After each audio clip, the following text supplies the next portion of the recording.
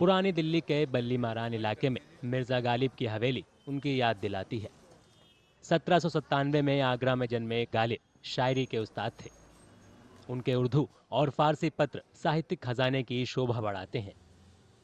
उनकी बरसी पर उनकी हवेली का दौरा करने वाले लोगों को फीकी दीवारें और मंद रोशनी वाले गलियारे नजर आए, जो बाहर की जीवंत दुनिया से एकदम उलट थे।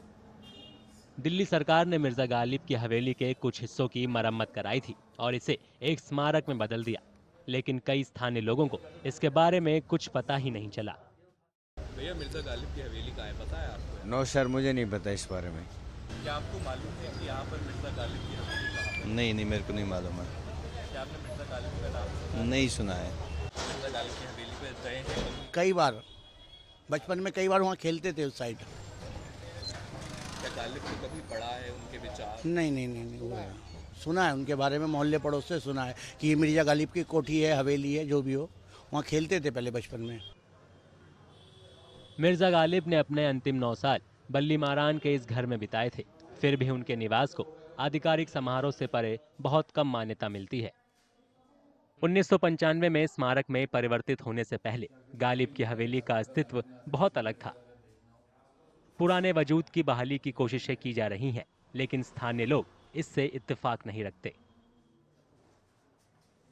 मिर्ज़ा गालिब जो है बहुत मशहूर शख्सियत थे। गली कासिम जान में उनके गालिब की हवेली है और वो आखिरी टाइम जो गालिब साहब का गुज़रा वो गली कासिम जान में ही गुज़रा।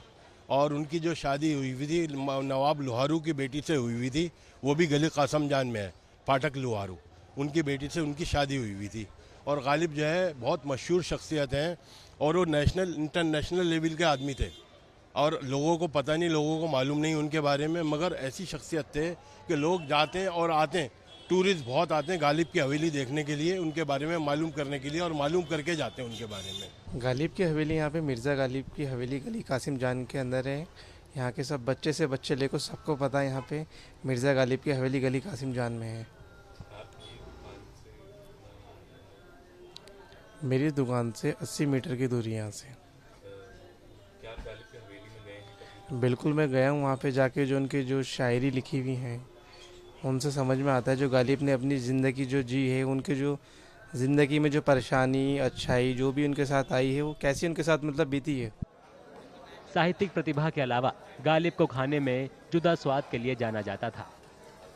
दिल्ली के निजामुद्दीन इलाके में गालिब की कब्र के पास स्थित 70 साल पुरानी कबाब की दुकान के मालिक याद करते हैं कि कैसे उनके पिता ने महान शायर के सम्मान में रेस्टोरेंट का नाम रखा था। हमारे फादर जाते थे गालिब अकेडमी में शेर शायरी सुनने।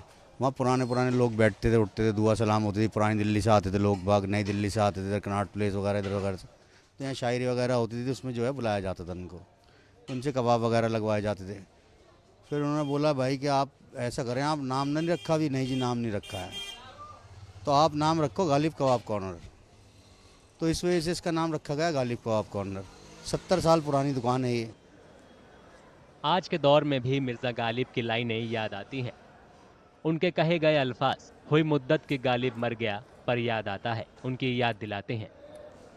उनकी शायरी तो याद आती हैं, लेकिन उनकी भौतिक विरासत उपेक्षा और उदासीनता से काफ़ी धुंधली हो गई हैं।